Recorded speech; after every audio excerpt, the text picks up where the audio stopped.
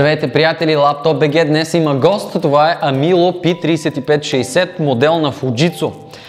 Това е серията Amilo, създадена за домашните потребители. Един лаптоп, който предлага екран достатъчно широк за вашите мултимедийни цели, както и за работа с повече прозорци. В случая говорим, серията предлага лаптопи с 15,6 или 16 инчови дисплей. Този конкретен модел има 16 инчов диагонал, 1366 по 768 пиксела резолюция, глоси покритие за много приятни цветове, както и вградена камера с микрофон точно над него.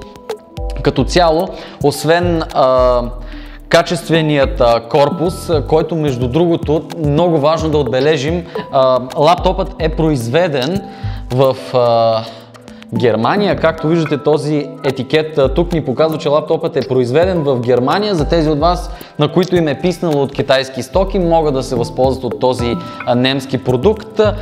Японската компания е предвидила, освен солидното качество на изработката, лаптоп, който има много добре напаснати компоненти, никаква гъвкавост на пластмасата, наистина солидна машина.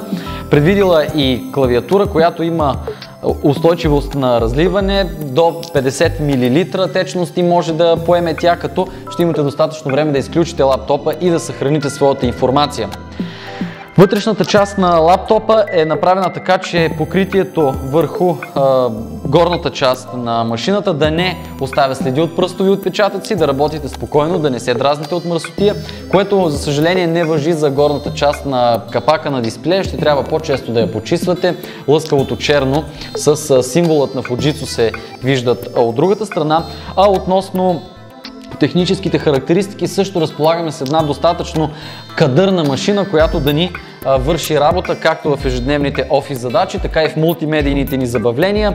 Освен че имаме NVIDIA графика, в конкретния случай GT240M с 1 ГБ собствена памет и CUDA технология. Разполагаме с Core 2 Duo процесори, както и с голям обем твърди дискове от 320 или пък 500 ГБ.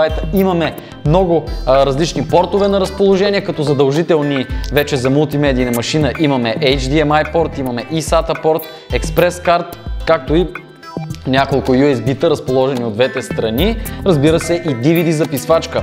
Този лаптоп ще бъде един отличен помощник във вашите ежедневни задачи, ще стои страхотно на бюрото ви, можете да се възползвате от него. Повече информация и пълно ревю може да прочетете на Laptop BG.